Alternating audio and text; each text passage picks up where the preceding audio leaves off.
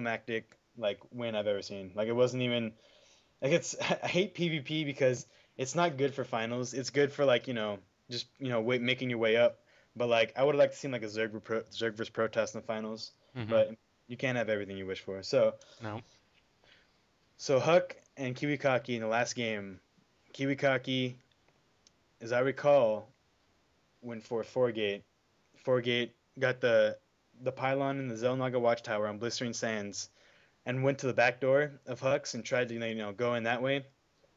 And then once the back door got broken down, the rocks, Kiwikaki moved up, but Huck had like 4 sentries waiting for him and kind of just like sealed off like Kiwikaki's half army like you know on the back door. Right. So Huck just went to town on that, and then kind of slowly pushed Kiwikaki back to his base and just took the lead right there. And Huck now has $2,500 in his pocket. That's that's awesome. Yeah, That's awesome stuff. That's a huge purse too for that tournament. I know the HDH was what 1,200 or something like that. yeah, it was up there for first place. Yeah, it wasn't too bad. It wasn't too shabby, but Uh, MLG being sponsor heavy and all that good stuff, they got a lot of resources to kind of make that happen. So it was a yeah, and very good tournament. they gave a lot of people money too, all the way to eighth place. So that's really cool. Yeah, it is. That is very cool. It's a very it was a very good tournament. It was well done.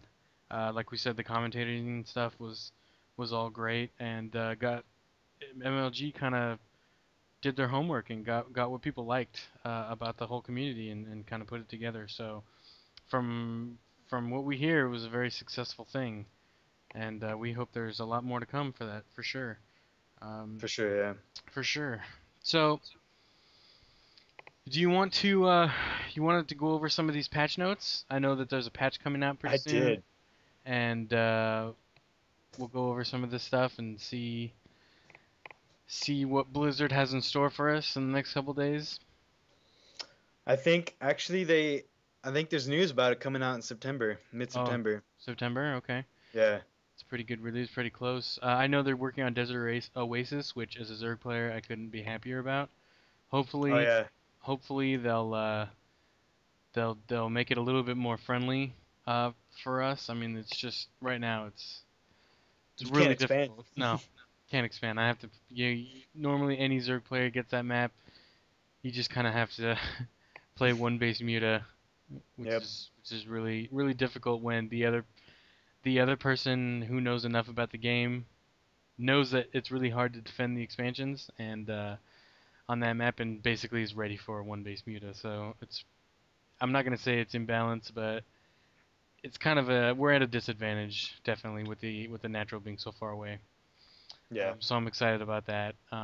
Protoss, you got some change to Zealots. Your creation time is a little bit longer, Yep. about It five went from seconds. about 5 seconds, which is I kind of see as ridiculous. It's not so bad on big maps because you don't really have to worry about rushes that way anyway. Hmm. But there's been a lot of talk on Team Liquid, which I noticed when the patch first came out. People were kind of like, why? They didn't really see a need for it. Although I will admit, a double proxy in a Terran's base is pretty much unbeatable. Like or near Terran's base, you can rush Zealots in there just all day and have just a field day with their base. But if a Zerg, let's just go hypothetical on this right now, and let's say we're on Steps of War. You're a Zerg, and I'm Protoss, and you know that for my one Zealot, it takes like 38 seconds with all the gateways and pylons I have to build. What are you gonna do? Well, I'm gonna rush the speedlings That's right. Or just like or a seven or pool just regular lings. Yeah, six pull, seven pull. because already a 10 gate 10 pylon is like it's already hard enough to stop like Hmm. on a short map like Steps of War like a seven pool.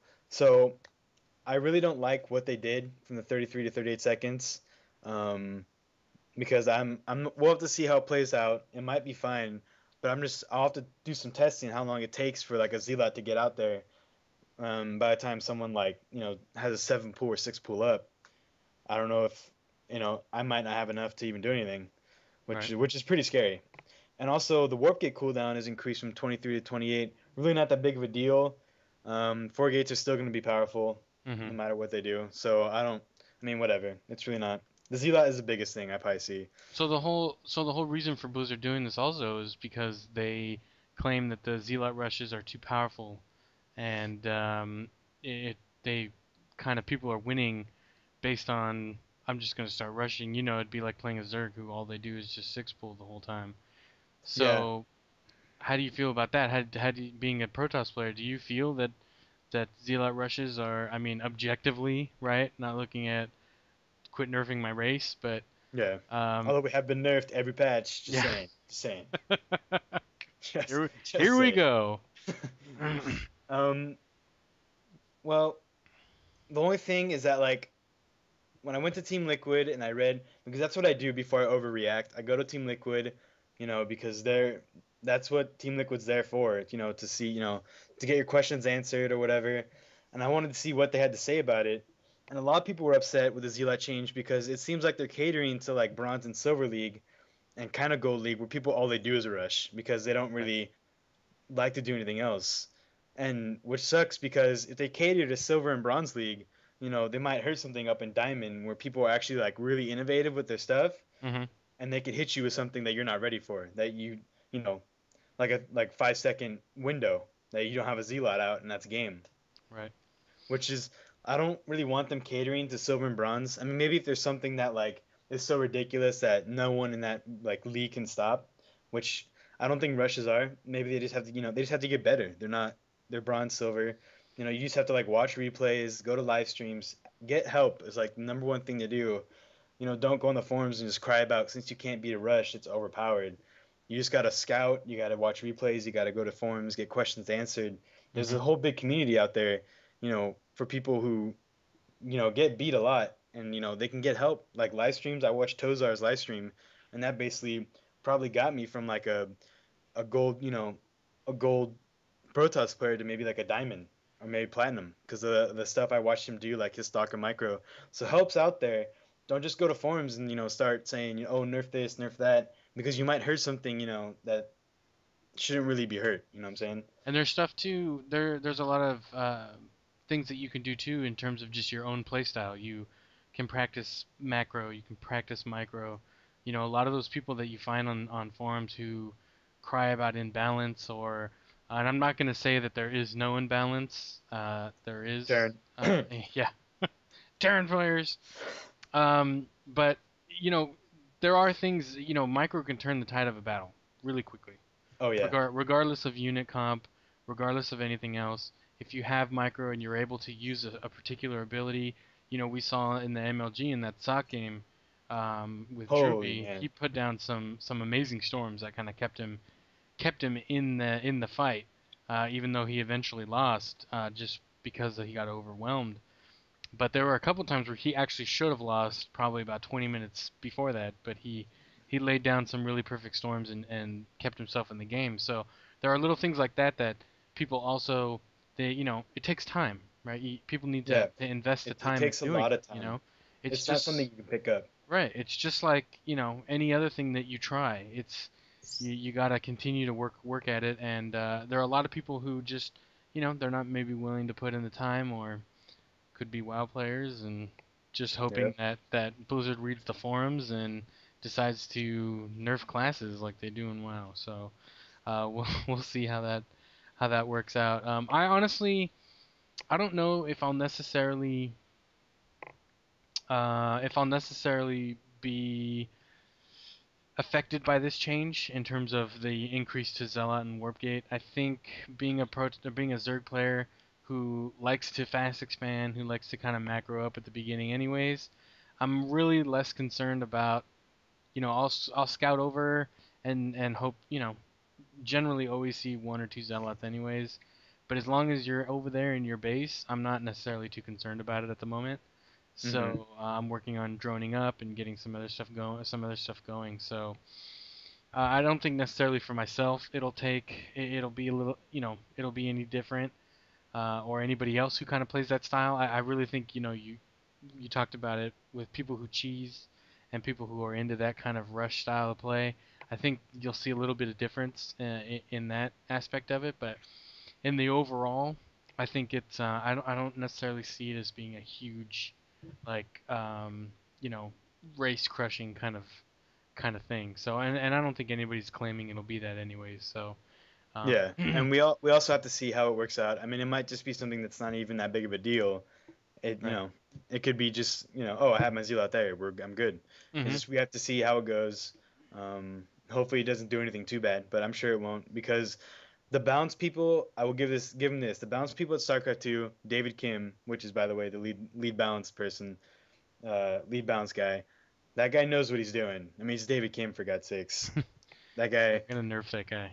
Yeah, if anything, they should nerf David Kim. What are they They doing should nerfing nerf David? David Kim. What are they doing? I guess you can't nerf yourself, but No. yeah, because then no, that's no fun. Yeah. All But right, we so have to let's see move how on it to works out. Terran. Okay. Let's move on to Terran. Um, Terran is getting all kinds of flame all over every forum because they're this and they're that and they have all the counters for everything and they're really impossible to beat. And so, at some points, we actually tried. You and I played. So I wanted to practice my Terran and I Hydra raged after like the fourth game because there was just anything I couldn't do. Um, it was really hard. It's really hard. But Yeah. again, I'm not claiming to be any sort of pro gamer or have any sort of high APM or anything on the level of these guys who play in these tournaments. So for me, it's a little bit more difficult, um, and I just kind of like lost it and prefer not to do that. So I Yeah. know that there is a increase for Reapers, which will make this really flavor of the month cookie cutter 5-Rex Reaper build that people are doing right now. Oh Uh, yeah. IEM. yeah, I think maybe that'll kind of subside a little bit, hopefully.